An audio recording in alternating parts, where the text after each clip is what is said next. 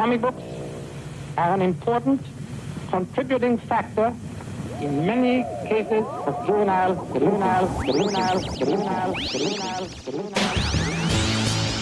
in the sky! Faster than a speeding bullet. Holy, here we go again. Hello and welcome to These Guys Have Issues, the podcast where we discuss current topics and issues within the comic book community. I am your host, Carter Hutchison. And I'm here too. My name is Will Carpenter. Go ahead. And this is Chris Bush. Yeah, we have a couple guests in the Grassroots Comics studio today. One physically in the studio, that'd be Will here to my left.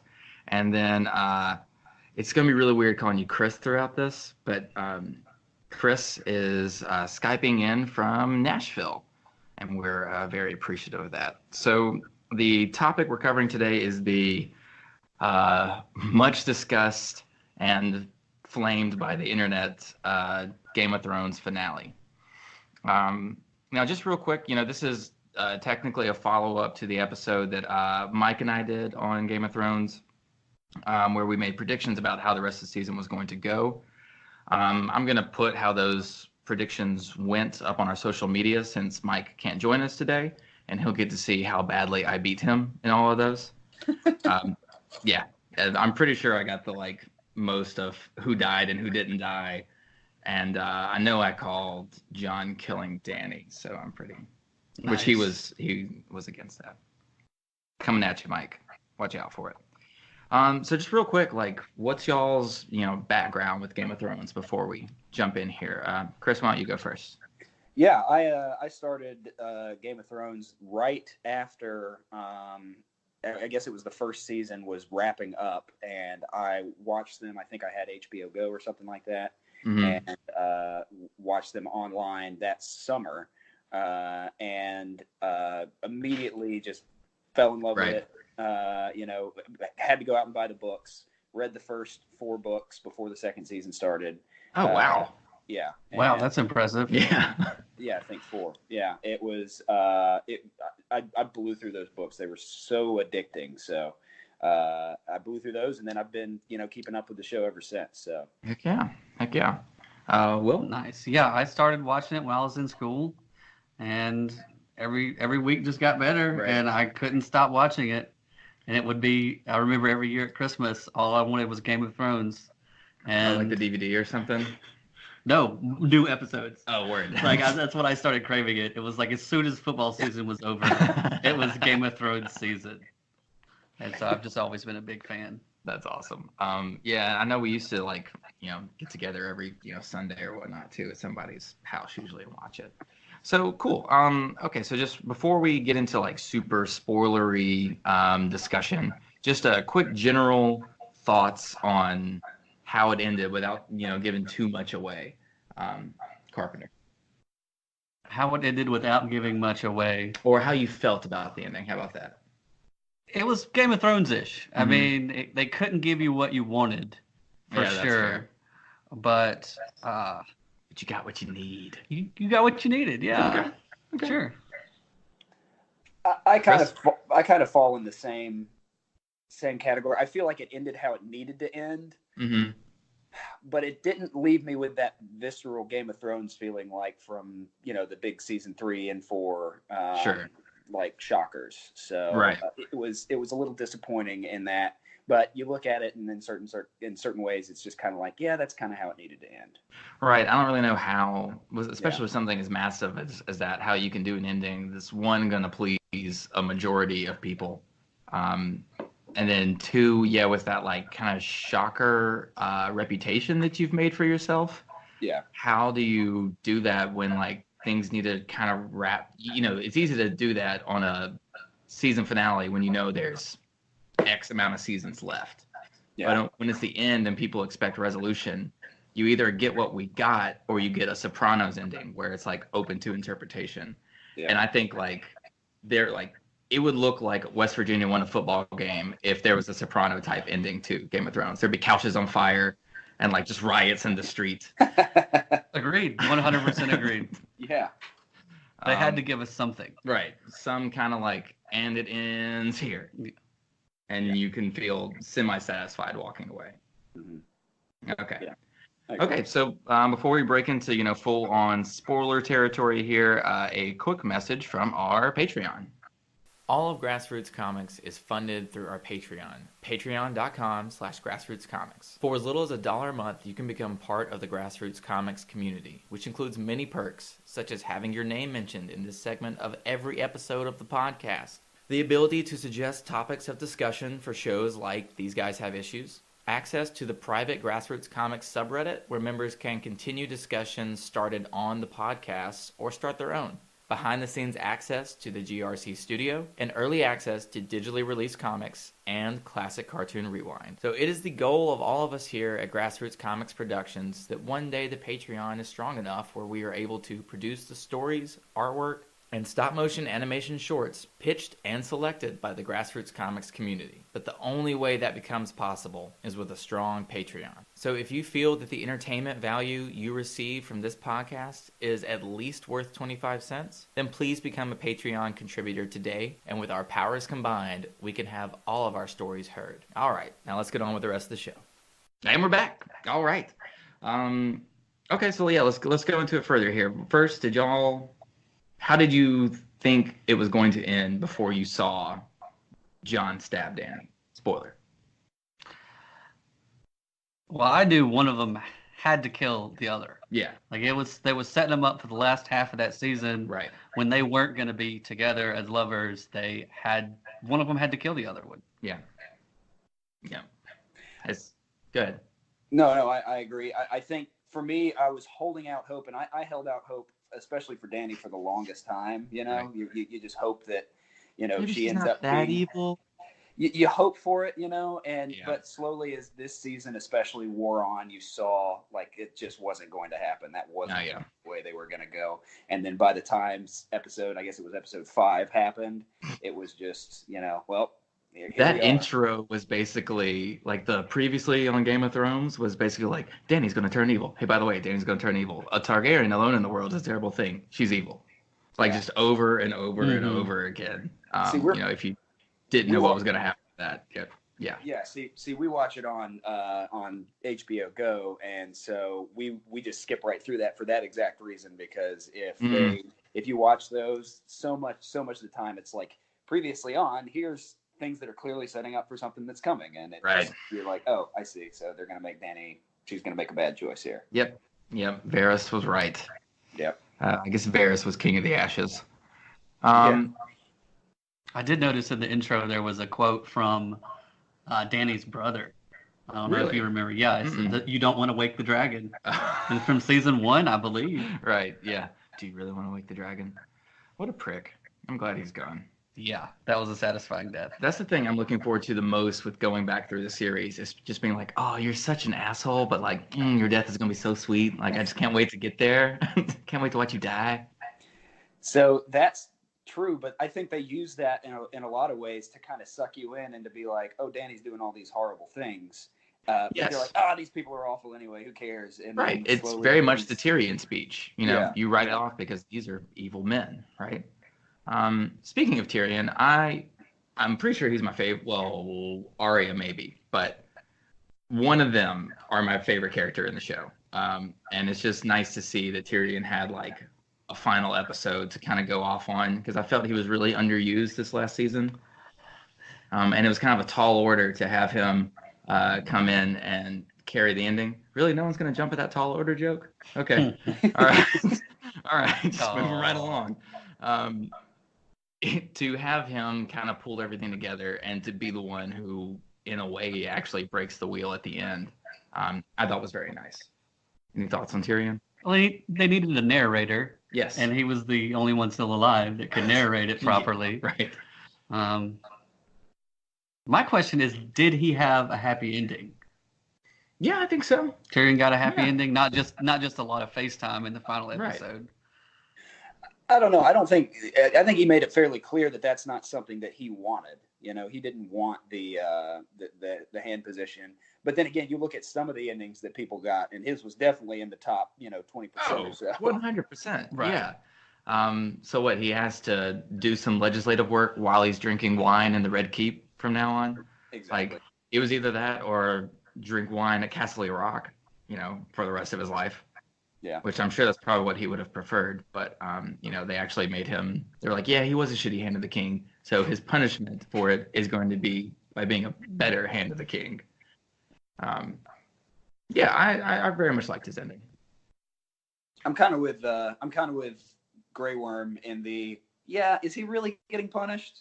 And he's like, oh yes. Bran's over here like, yes, he's definitely getting punished because he has to make up for all of his mistakes. That's justice. And you're like, yeah, but like exactly, he's just going to kind of hang out and drink wine and do all these things. So as much as I disagreed with Grey Worm over the last few episodes, I think he kind of had it on point there. Yeah. Okay, now since we're kind of on Grey Worm a little bit, to me the biggest failing of the last episode is explaining or not explaining how Grey Worm doesn't just kill Jon the moment he walks into the throne room and sees, well, I guess really nothing, because the throne is melted, the dragon is gone with Dany by that point. So Carpenter, you had an interesting point here about something Jon could have done that we were talking about before we were on mic here. What was that? Jon should have faked that he was attacked and lied about it, and then because there's no body to prove him wrong, because the dragon flies off with Daenerys, he could just say they attacked him and then flew away, and then he can become king and everybody gets a happy ending. Yeah, but since when has Jon ever done something kind of conniving and smart like that? Is the only problem. That was exactly my point. Was then like, yeah, but then Jon would have to tell a lie, and like, he's clearly not willing to save the Seven Kingdoms by having sex with his aunt. So I don't think he's willing to save the Seven Kingdoms by telling a little white lie, just a little one. Yeah. Right. Yeah. No, I feel like Grey Worm would have just like taken it to him at that point. Like, how many unarmed men did Grey Worm kill in the last like 2 episodes? You've got to think that somebody else found him. That's the only thing. Like some other guard found him and then brought him to Grey Worm, and Grey Worm was at least some of the bloodlust had settled. That's the only explanation I can think of. It didn't seem like the bloodlust had settled at all. Yeah, even when we're back in the like dragon pit or whatever, and they're discussing democracy briefly. Right. Having a laugh over democracy. We'll get to that in a minute. That was a great moment. But no, I just the only logical explanation to me is like that, the Northmen were basically like had the city surrounded. Yeah. But I still don't know if Grey Worm makes that logical of a decision in the heat of the moment when the 2 people closest to him in the entire world have just been killed in like a matter of days. Right. And the other thing is, they don't take prisoners either. Yeah. But they somehow took Jon Snow prisoner.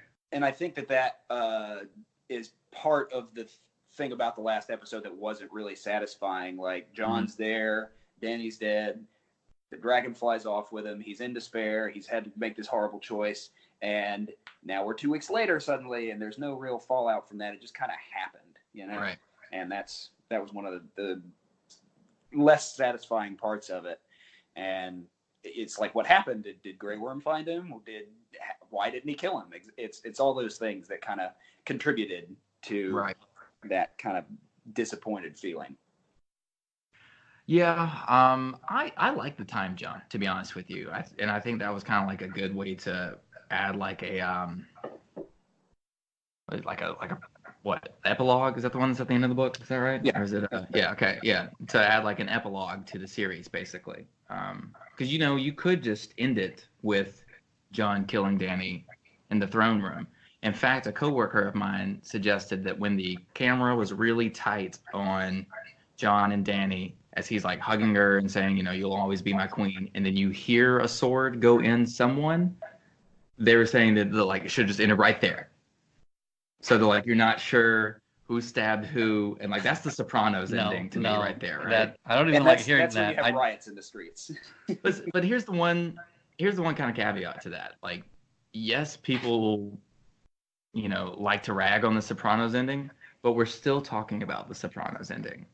Like, how many years later? A decade? A decade at least, yeah. Yeah. So I mean, to me, there's something to be said for that. No, maybe they were tired of Martin, of our Martin, so they actually wanted to give an actual conclusion to something. I love Bobby Moynihan's impression of George R. R. Martin. What would be good with these dragons? More penis. Yes.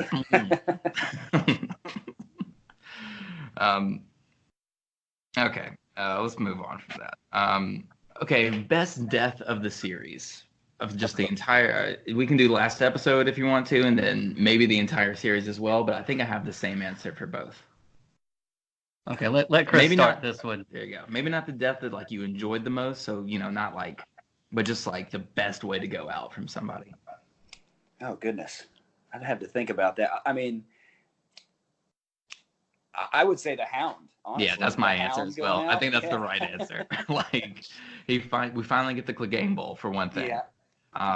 Facing his fear. Dude, yeah, fire all around him. True. Yeah. And then just that, he got to have like a very nice like human moment right before, where like this murder dad told his little assassin ninja daughter to like give up. Like, Just how bail, many murders sweetheart. do you think those two have committed? And it's still like such a sweet scene.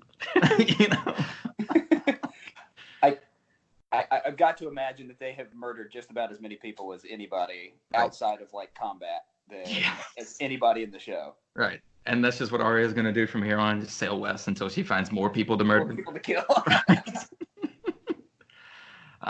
But yeah, just for him to be able to like, first of all, his face too, when he pulls that sword out of the mountain's skull, basically, he's just like, fucking really? Like, you can't just die? Just fucking die already, man. Yeah. Those were great last words, too. Right. He probably has the best last words of the show, for sure, too. And then just dive tackle someone into oblivion. Like, oh, man. Yeah.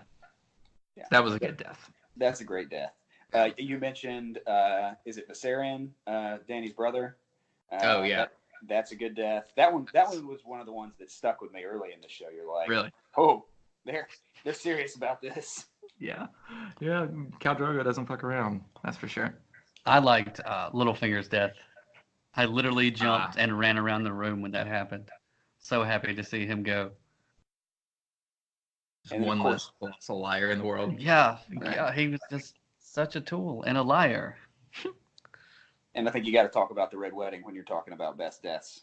I mean, that's Yes, it's not. I think that's why I wanted to use the word like satisfying, Yeah. because like the Red Wedding is just like gut wrenching. Oh, Like, absolutely. Absolutely. I've already started rewatching the series, and like I'm dreading getting to that point still, even though like I know what's gonna happen.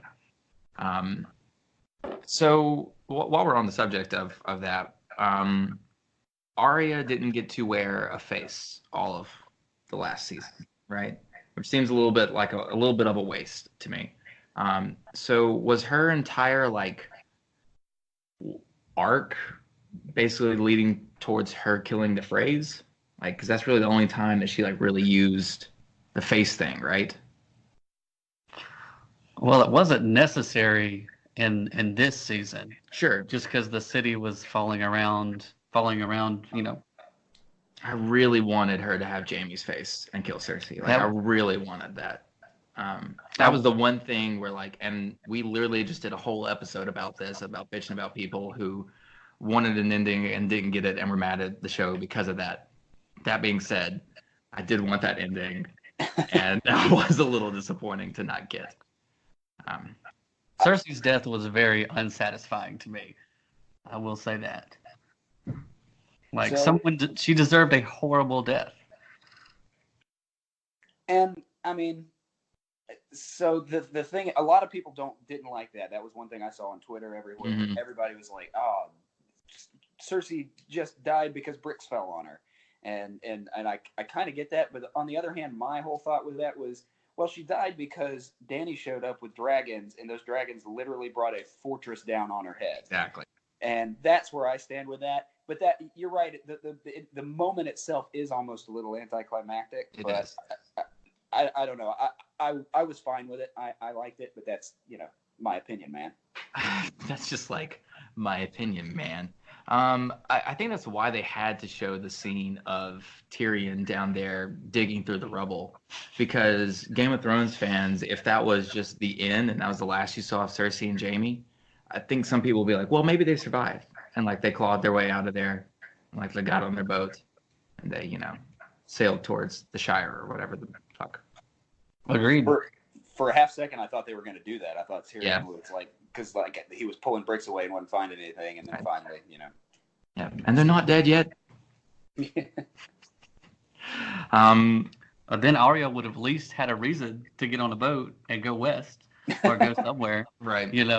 Chasing them down. Then we could have gotten to Arya killing Cersei. Yeah. I kind of would have preferred that ending now that I've said it out loud. So let's go ahead and let's jump to the discussion in the Dragon Pit. I think this was one of my favorite scenes of really the whole season, and it's just a bunch of people sitting around talking. But the way they're like, all right, how are we gonna like govern from now on? Just there were some really funny lines, and the fact that like they didn't even realize like that they basically had to select a king because Grey Worm didn't know who to talk to. Right? Like who do I address? And I'm like, oh yeah, we should probably pick one of us. But what were y'all's general thoughts of that scene? Carpenter, I'll let you go this time.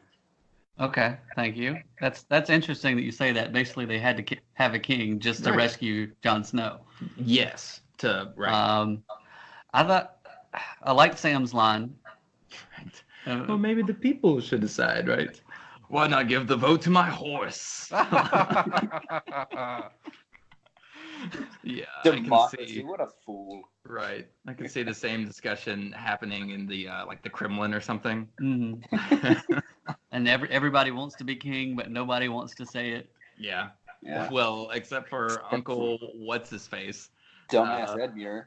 Yeah. Standing up, and is he a Carl Stark maybe, or? Yeah, he is Lady Catelyn's brother. Okay. He's a Tully. Yeah. There we go. He's a Tully. Yeah. Okay. Yeah. It's like, have y'all seen that meme where it's Joe Biden standing up instead, and he's like I'm a veteran of 2 wars, and I like to think myself somewhat skilled in statesmanship, and Sansa's just like, Uncle Joe, sit down.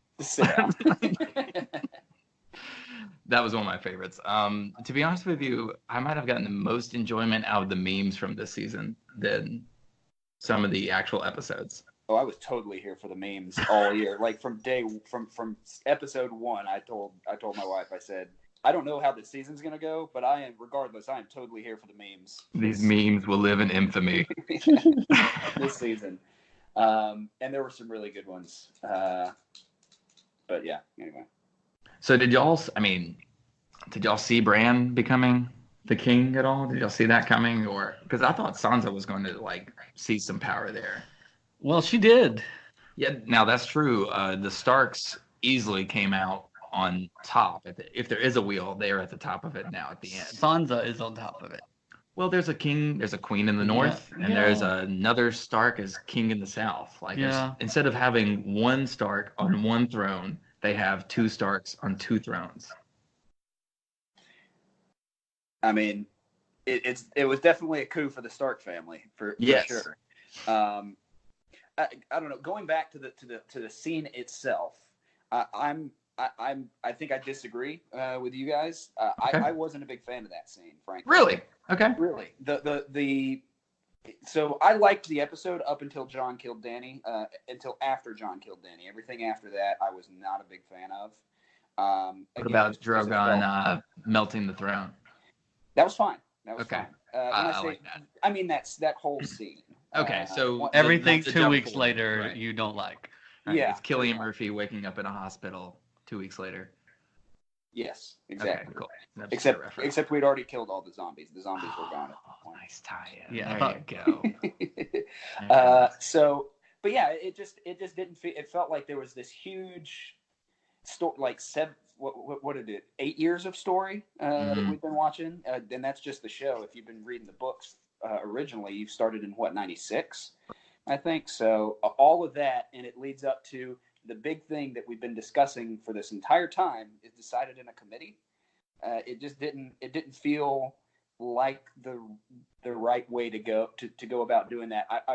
I completely agreed and believe that Bran was a top 2 or 3 contender to end up on the throne behind Jon and Dany. I just thought it would happen a different way, not in a committee meeting. I figured there would be blood and guts and Game of Thrones stuff and probably some sex in there somewhere because that's how Game of Thrones rolls. Right. But I think Bran loses at all of those. Oh. Exactly. Oh, poor Bran. But nobody got to even stand in for him. So, I mean... Jesus, are we making that joke too? Okay. Well, you made the... Right. I mean, his ring doesn't have a leg to stand on, okay? Dog. All right. Womp, womp, womp. Yeah, no, I legitimately do think that he will be a good king, you know, and there will be many potential rebellions that he will squash before they even start. Yeah. I do think there is some, like, you know, rumblings of discontent already within the 7 kingdoms, if you can call them that, even at this point. I guess it's 6 kingdoms now. Yeah. Okay. So if you're the Greyjoys, or if you're in Dorne, and the North says the North is going to be its own separate kingdom, how do you not go, oh, hold the fuck up? Like, is Dorne on the let's same do that. continent? Yes, but it's further south, and like Dorne's never really been like fully a part of things, really. Okay, I thought Dorne was on the other continent. No, with, no. With the Dothraki. On Essos or whatever. Yeah. No, Okay. it's south of Everything. Yeah, Okay. Never mind then. Yeah. You just have to get to it by sea. No, you can go through land. Okay. The only reason I know this is because this Game of Thrones board game I have, it's basically like Risk. Okay. Dorne's one of the best ones to be in because they have all the resources. All right. Nerding. That sounds like fun. And That's a topic for It's a lot of another fun. podcast. Or we could just do a video of us playing it. Yeah. But especially the Greyjoys, you know, Exactly. the Iron Islands, because they have rebelled many times. But as recently But as the Iron Robert, Fleet has- after Robert's rebellion, they had Right. a little mini rebellion that he had to put down, and that's how Theon ended up with the Starks in the first place. yeah, He did get a good death too. Theon did. That's yeah, true. he had That's a true. very redeeming death. Theon is a great character when you put it all together.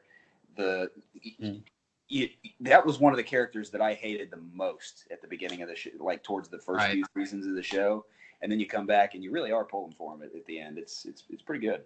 Yes, those seasons with him as Reek, where I mean, it's probably just one season, but it felt like seasons to me, where he's being tortured by Ramsay, like was just really, really hard for me to get through.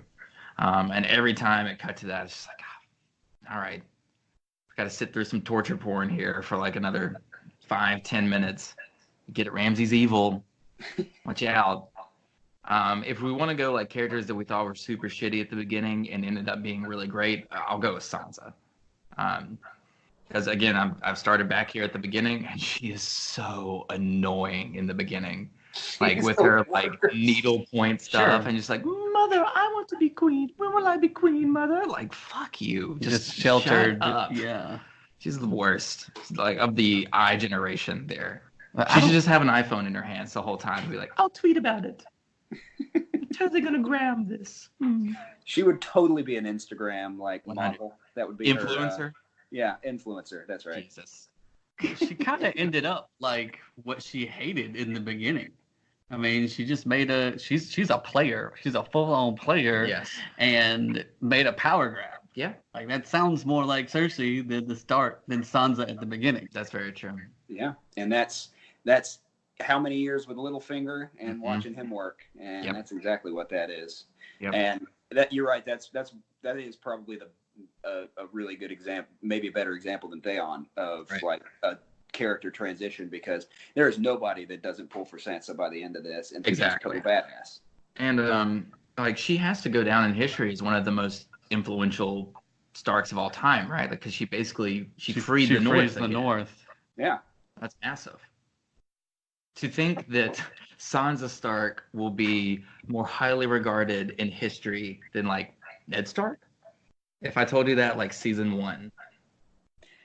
In the middle of season 1, I would never have believed it. Right. At the end of season 1, Ned Stark's an idiot.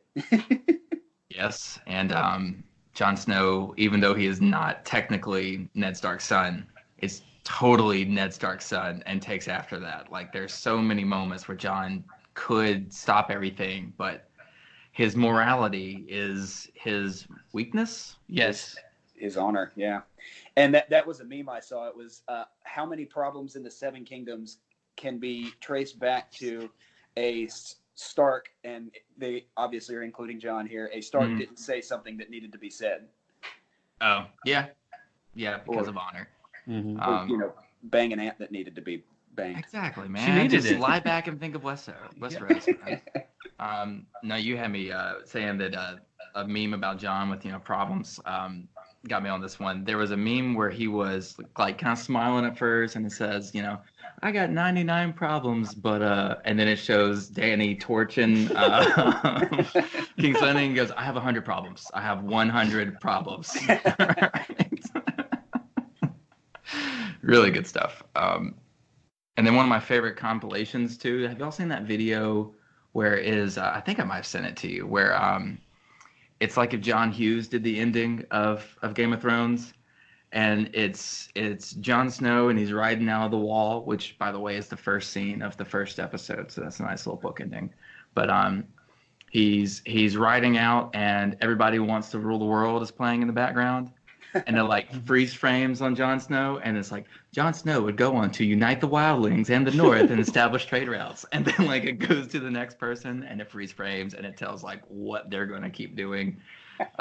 It's hilarious and like almost preferred to me, like to have that actually ended. Right, to have that a like, black and white ending would have so been satisfying. clutch. Yeah, It's literally spelled out. Yeah. You sent that to me. I hadn't had a chance to watch it yet. I need to go back. Dude, it's so satisfying. It's like the end of Animal House or something too, where John Belushi's driving off to become a senator with Stark becomes the new Columbus. Right. I remember hearing some theory too that like Arya was going to basically become like Batman in like the like Seven Kingdoms, just kind of like going around. Right. I guess she'd be more the Punisher, for being honest, but just kind of going around righting wrongs. And I will watch any spin-off series where you want to make Arya the protagonist. Like, just here's my money. Take it. Yes. Yeah. Here's my money. Just give me that as soon as possible. Absolutely. Yeah.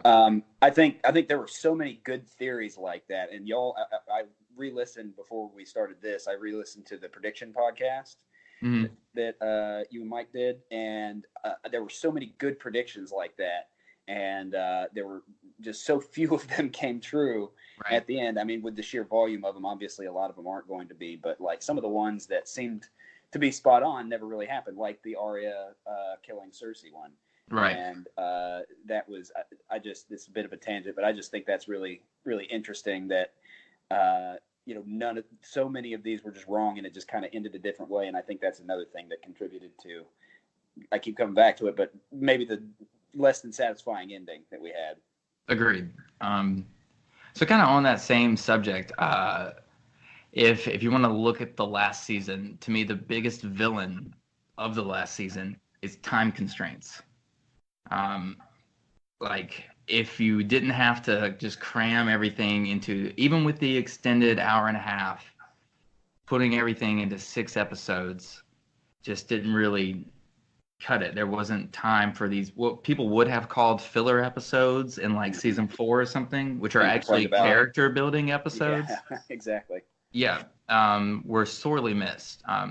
Two instances come to mind immediately, and I would have really liked to have seen an episode between where the Hound and Arya leave for King's Landing, where they're on the road, because they established in the first episode that it takes a month, right, to travel from King's Landing to the north. Yeah. Right. That's how long it took Robert to get there. Yeah.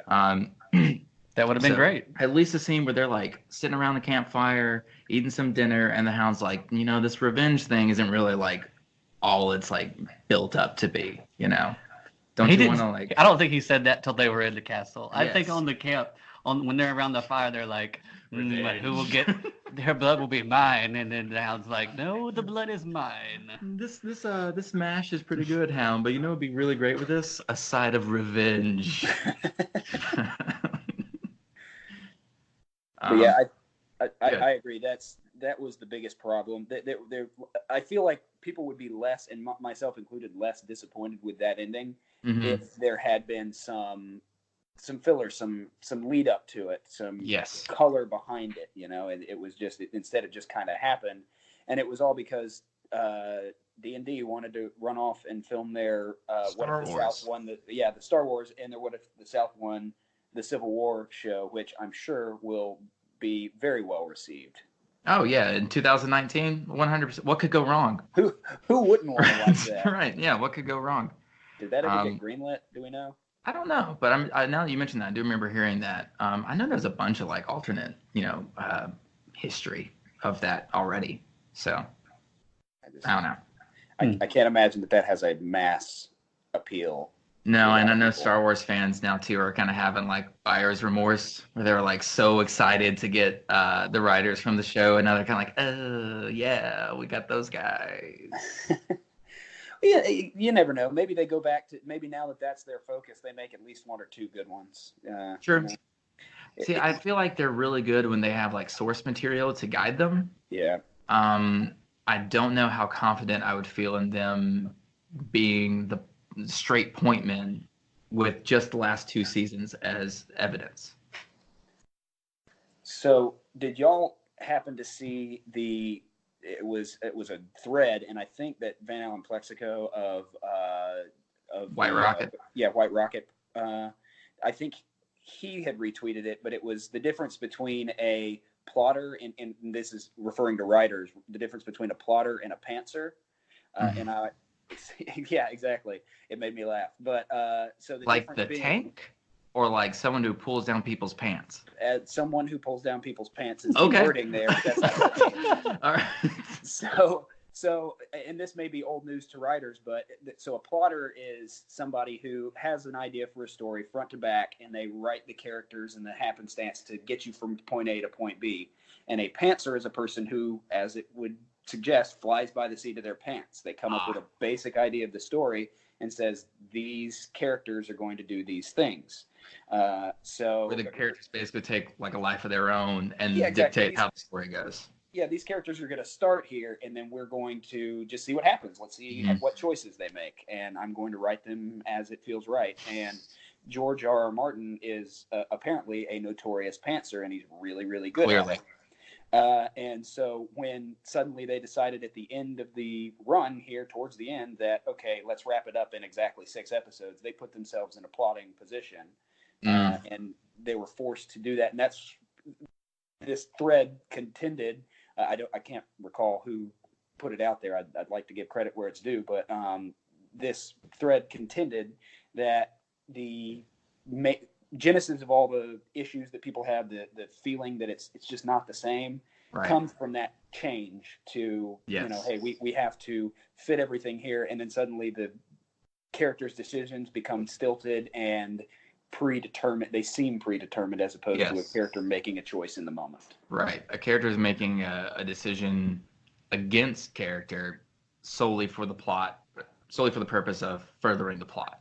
Exactly. And I think we got a lot of that in the last 2 seasons. Unfortunately, and only highlighted in the last season, with it only being 6 episodes and it being the last one. Exactly. Yeah. Yep, and that's really a shame. Okay, so let's talk a little bit about positions that people ended in, like Tyrion's council here. So absolutely, this is something I wanted to talk about. Okay. Is Sir Bronn. He has the best, I think, the best. He wins the Game of Thrones, I think. Yeah, Highgarden and Lord of Coin. Yeah. Which, what the hell does he know about, like, currency? Nothing. He knows that he's got the money and he can build the whorehouse.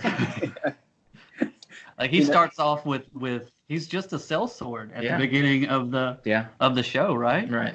He's just a sellsword that Tyrion picks up, I believe. I'm sure Game of Thrones, it really is not what you know, it's who you know. Yes. Yeah, I mean, I guess, like, who else are you going to put in that position if you're Tyrion? And he already promised him the world anyways. Mm-hmm. But still, that was a little surprising to me. Also, so Sam is what's his official position now? The Like Grand Meister, Mhm. perhaps? Yeah, I think that's Okay, right. So how many oaths did Sam break throughout the show? Oh, how And many? why are these forgiven? Oh, the Because he's Maester's noble rules? now. Mhm. Yeah. And the Night's Watch. Oh, yeah, that's right. Yeah. Because he's Sam, and how do It's you just- how do you not like Sam? Come I on. mean, I guess, yeah, but like, Oh, because he's got Braun. You know, Braun's the ultimate lie detector. yeah. I mean, not Braun. I mean, Bran, the Oh, king. right. The king is the ultimate lie detector. Right. So he knows the heart's in the right place. Yeah, I guess that's true. I don't know. That's a little bit of a plot hole to me as well. That like he has kind of abandoned these like two positions. They're supposed to be like life positions, and you will never marry and like hold no lands What was and his- bear no children. Well, think about the last Grand Maester. I guess that's who that. I don't know if he was Grand Maester or if he held a different title, but the old man that was he was always sleeping with girls in the Red Keep. Mhm. The one that was Robert and Cersei's Right, the Maester. really old man. Yeah, really Yeah. old. Before the creepy guy that brought the mountain back. I can't remember his name now. Qyburn. Yeah, before Qyburn, that Mhm. basically held that position. He was breaking a lot of the Real oaths. quick, I loved Qyburn's death too, where the mountain was just like swat away, and then like Qyburn's brains are on the steps. Continue. So that whole scene was great. The whole Yeah. Clegane Bowl scene, and then Cersei just dipping out like, I'm "I'll gonna let you just choose." kind of seems like a moment. Yeah. I'm not wanted here. I'm gonna let you brothers sort this out. Clearly, y'all have words to exchange. But yeah, I feel like that as long as, again, it's who you know. As long as you Mm. know Jon Snow, as long as you're friends with him, as long as you're friends with Bran, then we Apparently. can kind of sweep that other stuff under the rug. So it's high school. So Game of Thrones is high school. Yes. Yes. Cool. Now, what was his second position? With more murdering and less sex. What was his second position? Sam's. Whose? Sam's second position? You said he broke two? He was with the Grandmaesters, right? Aren't you supposed to be there for forever when you join their ranks? Okay. Yeah. And then he broke, and then he In stole Old some Town? books from him Yeah. Yeah. and left. Yeah. Okay. Yeah. So there's that plot hole, and then the other plot hole I got from that scene is, so they leave, and the item on the table, the subject on the table when Bran leaves is he needs a Master of Whispers. Right. Now, why in the hell does Bran Stark need a Master of Whispers? Isn't that what he does? That really should have been a line where Bran being like, I think we'll be okay, or like something along those lines. Like, I think maybe I can handle that part or something. Yeah. Now, I do like that they kind of allude to some of his like warging, I guess. Isn't that what it was called? Sure. Yeah. Yeah, where they're like wondering where Drogon is, and he's like, I don't know, I'll try to find him. Well, we know Bran's not like going anywhere to try to find him, so it's all like three-eyed raven stuff, right? Exactly. And yeah, I'm cool with that. Again, I think Bran will be a good king, and I do like the final setup where it's basically the Holy Roman Empire at that point, where a bunch of lords select a lord from amongst them to rule over everything. Now, does Bran, because of his powers, does he live longer than other people? Yes. Is he going to I be? would think so. I think so, because the previous three-eyed raven was like 900 years old or something like that. Wow. But he was And- part of a tree. He was part of what? He was part of a tree, though, wasn't he? Yes, and that's the thing. I feel like either something that Bran did. I can't remember the specifics around how, because he died at the end, Mm-hmm. and I can't remember if it was just because the Night King got there and killed him, or if The powers passed. the power passed or something like Mm. that, or his power came from becoming part of, like, his longevity came from being part of the tree. I can't Right. remember the specifics about that, so I'm going to call that a maybe and let some listener correct me on that, because I'm sure Cool. somebody knows. Right. Someone is screaming at the radio right now. Exactly. No, but I think that's an interesting concept, I guess, that like he, has this extended life period and could legitimately rule for, 800, 900 something years. Agreed. Yeah, and that would be good for Westeros. Yeah, you can plant a tree you could very easily plant a tree where the Iron Throne was. There you go. Yeah. And then he just sits put Bran there in the and tree. yeah. Okay, so Arya sailing west, as far as west goes. To the edge. Right. So she's just gonna. Now, Bush, is there any mention in the books of anything past Essos? No, Or- no, it's no. You mean west of Westeros? Yes, or excuse me, east yes. of, yeah. Mm-hmm. No, I mean it's just like it is in the show. It's this is the world as we know it, and Okay.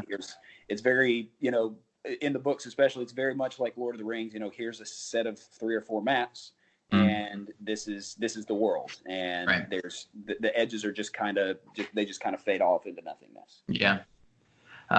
Again, I saw another meme that was Arya on her boat, meeting Frodo and the hobbits on their boat. They were like kind of passing each other. Nice. Right. And the idea of Arya in the Shire just like kind of cracks me up. No, she kills them and takes their faces. Obviously. She goes there and back again.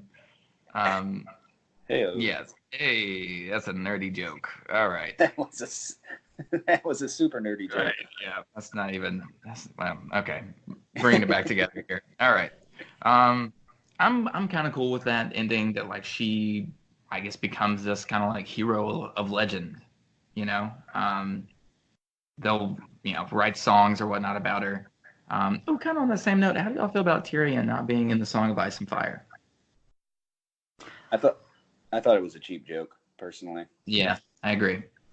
Well, I was, and I rewatched it, and I was paying attention to that. And is he really not in it, or is he just? Or is he I just thought they messing were. with him? I think they were just messing with him to seems get him to serious. not read it. Oh, no, that could be true, but I don't know. I don't take Sam Because to be then much Sam's of like a, he doesn't say anything nice about you. Oh, okay. Okay, maybe that's it then. To save his ego. Because to me, you can't leave him out completely. Like he was such a big player. He was he was a hand of 2 kings and queens, right? Right. Yeah. Well, Joffrey, briefly. Right. And then Danny, obviously. Yeah. Yeah. Well, 3. And now with Bran. Yeah. Right. Yeah. Yeah. To me, and I saw some article about this where like, mathematicians went through to see like who like affected the most plots and like had the most screen time and stuff. And according to that, Tyrion is the protagonist of the series. Sure. Which I'm okay with accepting that. I will accept that as well. Yeah. I'm on board. Sign me Cool. up. Yeah. It is decided. It Okay. is this- It is known. It is known. it is. Okay, so Davos ends as like master of ships. Is that right? He's in that council. Yeah, I think that's right. Okay. Yeah, because Master of Ships wants more ships, and Master of Coin wants more whorehouses. Tune in next time to see what happens first. Spoiler alert. It's the whorehouses. It's the whole. So Tyrion his hand, right? Yeah, exactly. Yeah. Make King's Landing great again. It's going to be awesome. He did okay. He was always pretty straightforward. Yeah. Isn't he married? Do I remember that? Like, I don't doesn't think he have so. a wife somewhere? I'm Not pretty sure one in the books he does. Okay. A live one? Yes, I believe so. I Okay. can't remember if they resolved that in the show or not, Right. but I think so. They definitely never mention it. No. It's just like he's here now. Yeah, because I know he's got 1 or 2 sons. Mm-hmm. I love Davos. I think that Davos is one of the really cool Yes. characters of the show. He's just trying to keep. He's the little what is it? The little Dutch boy with his finger in the dike. Oh, sure. Right. Just trying to keep everybody from going crazy. Like when Grey Worm is over here cutting people's throats, and John Right. wants to throw down with him. Davos is like, whoa, whoa, whoa. We don't have the swords. I mean, Can we all it just- would have can we been all a just mistake take a for deep John breath to have here? tried to fight Grey Worm at that point. Oh, absolutely. Um, Surrounded by Unsullied. Yeah. Bad move. I do love his line where they're going around voting for kings, and he's like, I'm not sure if I get a vote, but yes. I don't know if I count. Yeah. Right? Am I Lord? Not really sure. I have a chair, yes, but that doesn't mean I have a house. Yes. Yeah. Okay, so we already talked about Sansa too being up in the north. We got Brienne and Podge. Oh yes, a Podrick. Yeah, Big Dick Podrick coming to see. Big Dick Pod. Big Dick Pod. I feel like does everybody like forget about that? You know, wasn't there a scene where like they like two girls or something walked off with him in the last season? No, that was like early in the show. Okay. Tyrion, he saves Tyrion life at the Battle of Blackwater. Yeah. And Tyrion buys him like all the whores, Nice. and the whores give him the money back. Yeah, they don't make him pay. And then when he tells that to Bronn and Tyrion, they're like, "Tell us more. Go on." Don't spare any detail. That sounds like some James Bonds. That's some stuff that would happen to James Bond. A Roger Moore James Bond, 1,000%. Right? I tried to pay her, but she gave it back, and she gave me the clap. And so Brienne is captain of the guard. Yes, she holds the guard. She holds the Jaime's position. Yes. Captain of the guard and chief Wikipedia of Westeros. Sure. Wikipedia master. Did y'all see again that meme of Bram writing in the book about the knights, and it's the burn book from Mean Girls, and it's like Jaime Lannister is a ugly slut. That's great too. Brienne was totally too hot for him. Yeah, that would be nice to make your own romantic history. Although I'm sure she's too honorable to actually include it. Okay, Jon Snow. What does Jon Snow do from here? Because what is the point of a Night's Watch now?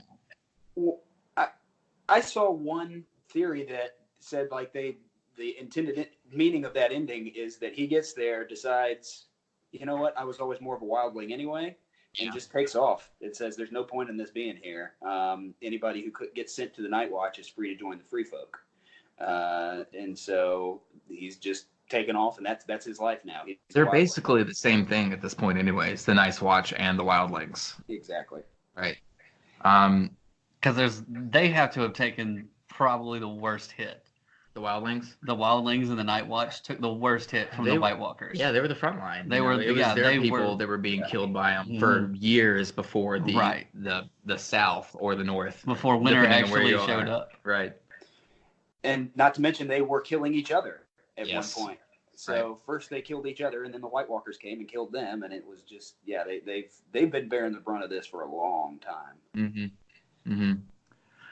Okay, I think Bronn won. Yeah, like he went from literally just a merc to he just killed his way up to being a lord, and really it's that line where he's like, your fathers and fathers and fathers were lords before that, and they were just good at killing people. They were just the best murderers, right. Yeah.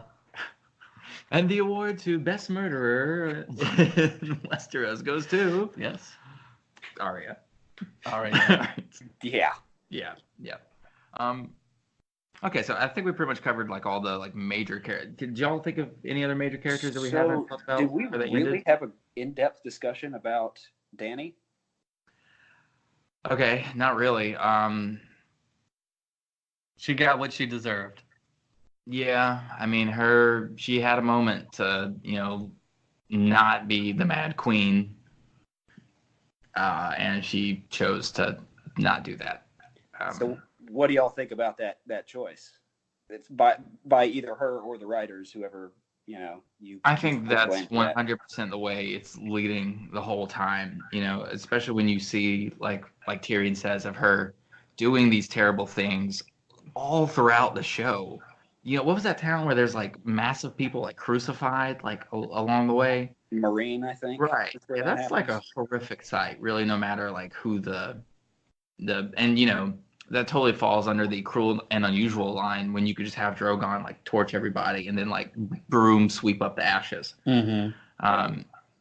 So not surprising really. And well, remember she was just losing everyone close to her through the whole last season. Yeah.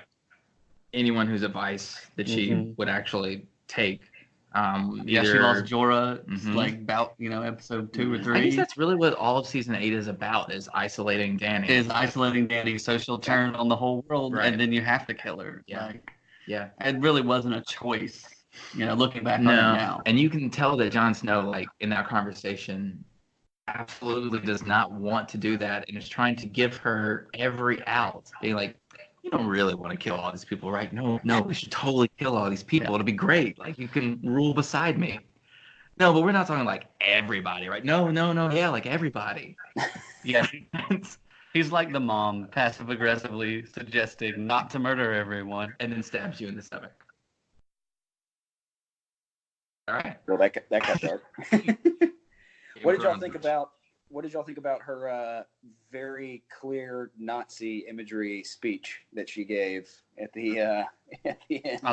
We love to vilify Nazis, in the country. Not to say that they're not worthy of vilification. They are.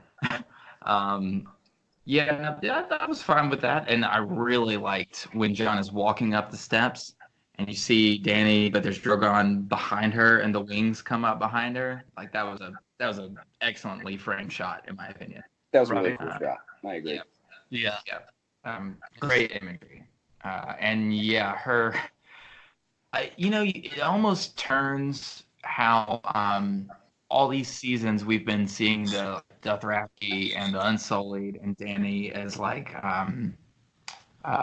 freedom bringers or something almost, freedom fighters. Mm-hmm. And now that they've like taken over and Dany has turned, you really see like how terrifying they are as a concept, and like probably how everyone else on Westeros like actually views these two groups.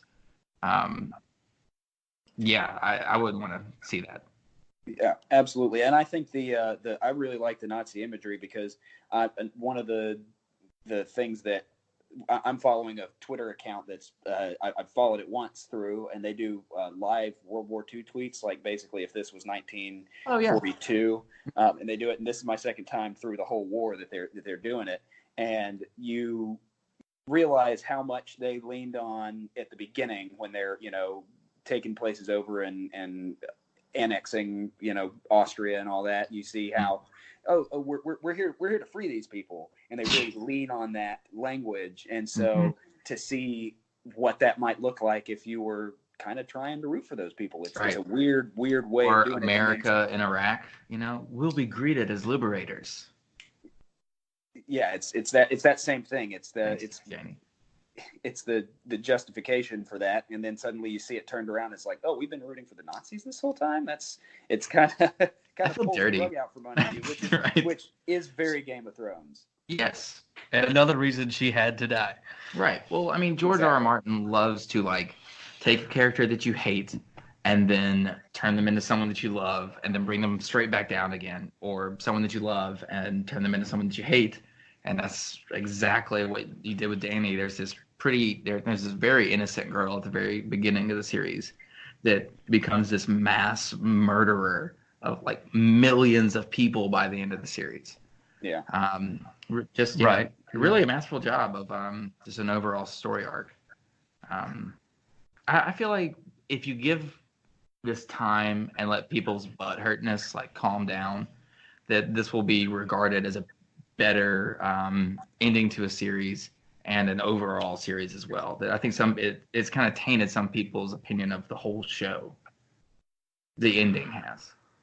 I think that what we were talking about earlier comes back into play here. It's just a matter of time. It was just so rushed that you didn't have time to really marinate in Dany's decision and her struggle and her isolation. Right. You saw it happening. It was very clear what they were doing, but it just kind of happened real fast. You didn't have those, like you say, what would have been called filler episodes where you can sit in it and see it. And she has those long scenes where she can just brood over it. Right. That would have happened in earlier seasons. I think if you had just two more episodes where that's part of the filler, along with Arya, along with maybe getting some Night King backstory, because apparently he just is evil because he's evil. Right.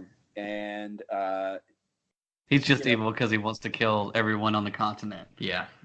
Everything. But you got to think he's got a reason behind that. Why is he just cause? And that's one of my like I'd like to talk some about unresolved issues, like plot threads that are just still out there, right? That I really think the books are going to fill that in. And I'm going to be honest with you, I haven't read a single Game of Thrones book. I will buy the next one that comes out 100%. And like I'll probably just try to start there and go through it. If you start there, you're going to be. There's so much else going on in those books. There are so many characters that aren't even touched on that seem like in the books they're going to be a big thing. So again, I don't know. He could pull the rug out from under us. Yeah, I'm going to give it a try. If it's too much, then I guess I'll have to start back at the beginning and read all that stuff I already know. But it's worth it. It's worth it though. Okay. I couldn't read the books because of the Littlefinger parts. I just hate him so much. I literally, when the first time he started talking in book 1, I was like, yeah, I'm done. Because it's all just lies, and it's just like, oh, it's same with Cersei. But I could stomach her parts, but not Littlefinger's parts. But let me talk about unresolved threads. While like on the Night King and why is he evil? There was this theory that he was a Targaryen, which like all the like body parts that they kind of arranged. To me, that's my thing that I would like to know the most about at the end is why do the White Walkers do these intricate designs and patterns with the bodies that they've killed that seem to mirror the Targaryen banner. And what's up with that?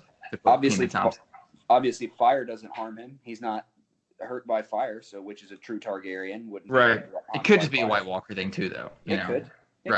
But I saw it when he walked through the dragon fire, especially.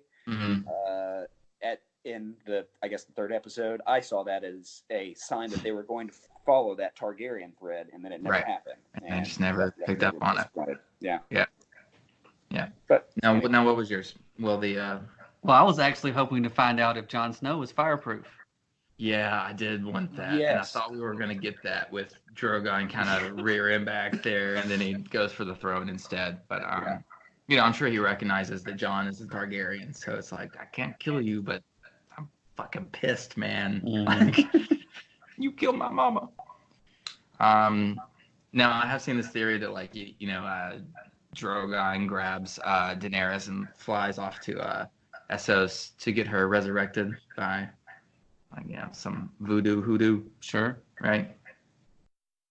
Some like God stuff. Why not? Yeah, I mean, it would be very awkward if Arya in her travels ran into a resurrected Dany. Okay, so maybe she becomes the next White Walker queen. Ooh.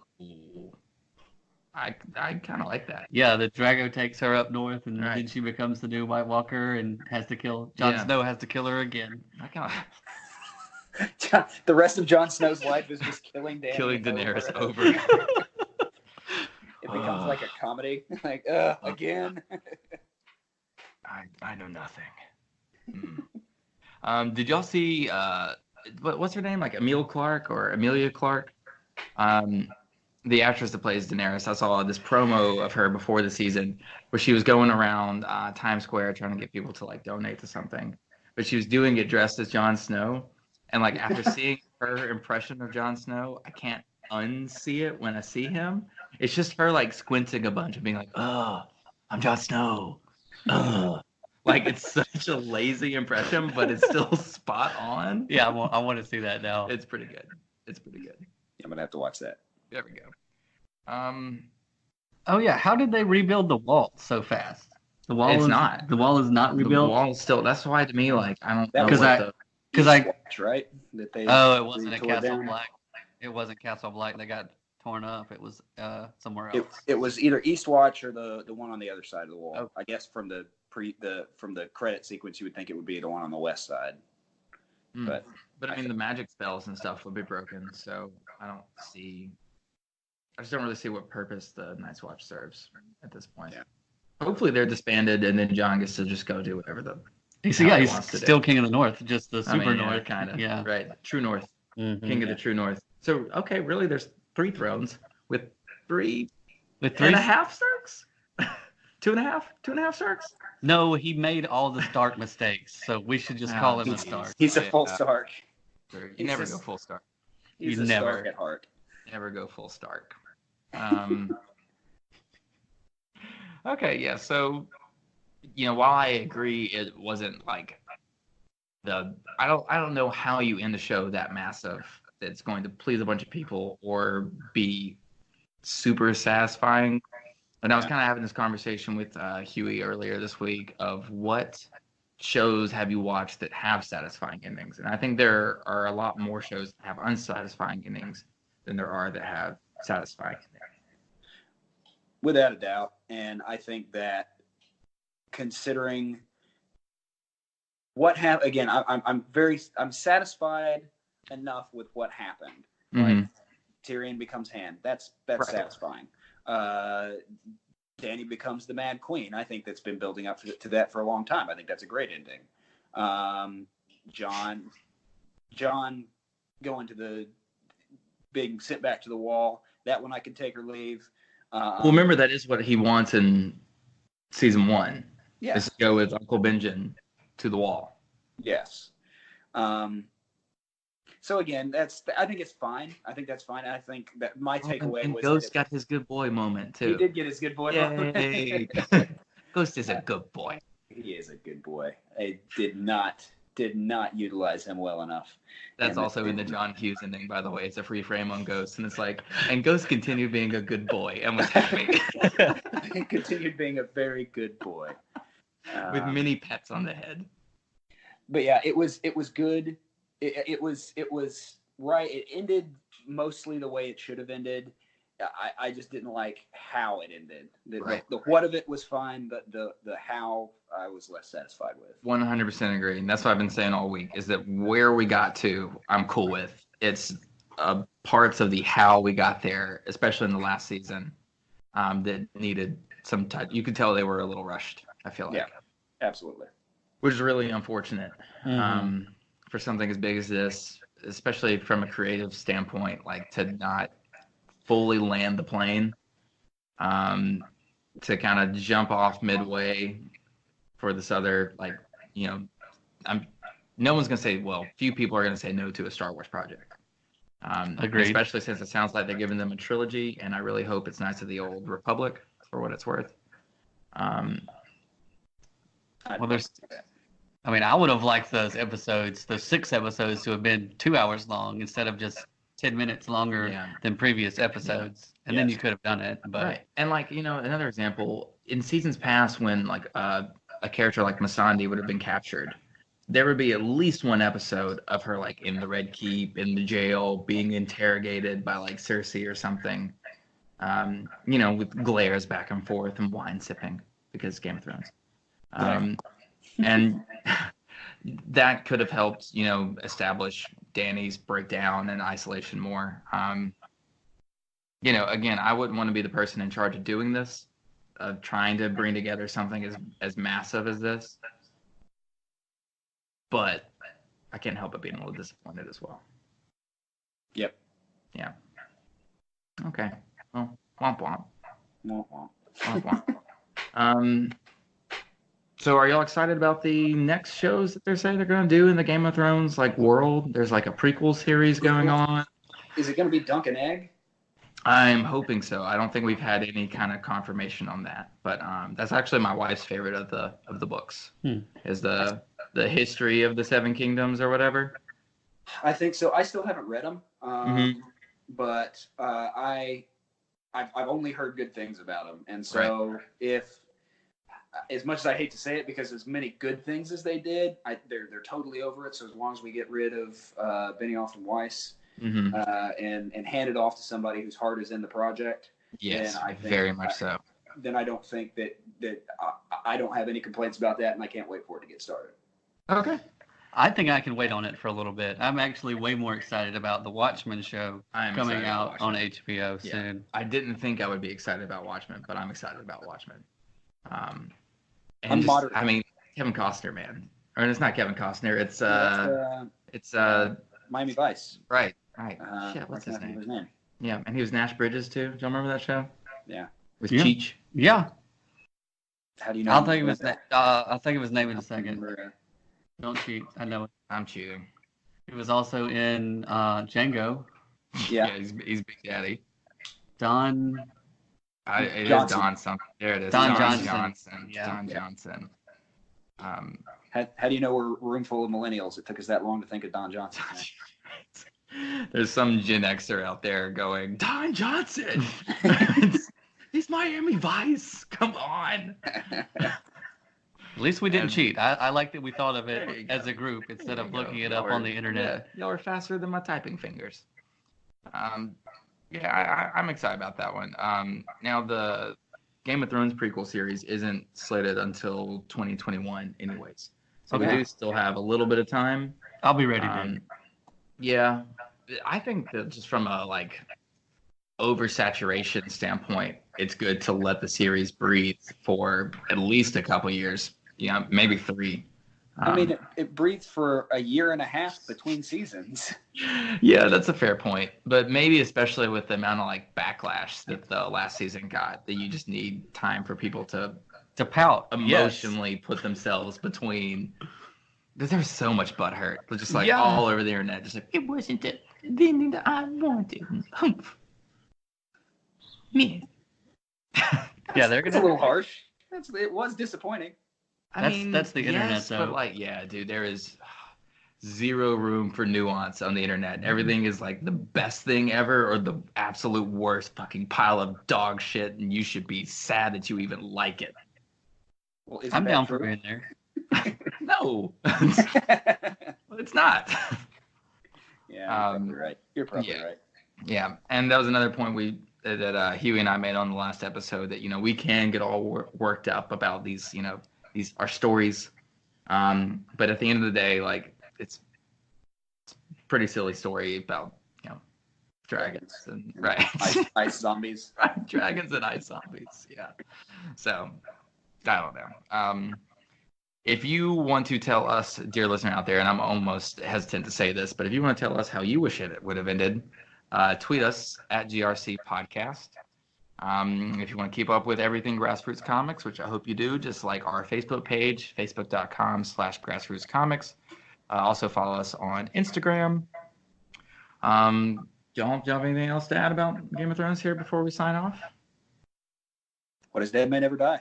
What is dead? It won't. HBO will fucking see to that, man. They are gonna milk this like a Harry Potter series, or just oh, we're out of shit. Make up more shit. Yep. Quick. And on the double. It's I'm picturing Lucy at the conveyor belt with the HBO producers just trying to take in absolutely all they can just to fucking package it and merchandising. Right. Merchandising. Right. Or that South Park, Jon Snow ends up in the north. Fuck you. Right? Yeah, there's no Iron Throne at the end. Fuck you. Yeah, watch whatever. it. Right. I got your fucking money. Fuck you. Right. All right, guys. Well, as always, I have been your host, Carter Hutchison. I'm Will Carpenter. And I'm Chris Bush. This has been These Guys Have Issues, and we'll see you next week, kiddos. This has been a Grassroots Comics production. Da da da. So what's your story? What some kind of silly cartoon? You got a problem with cartoons?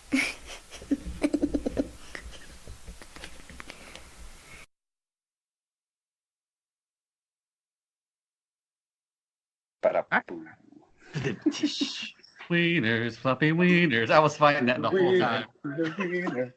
Anything you want to add?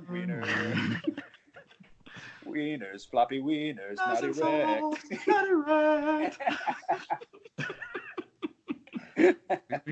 Two wieners sitting next to another. Thanks, Trey Parker and Matt Stone. Yeah, they're just the best.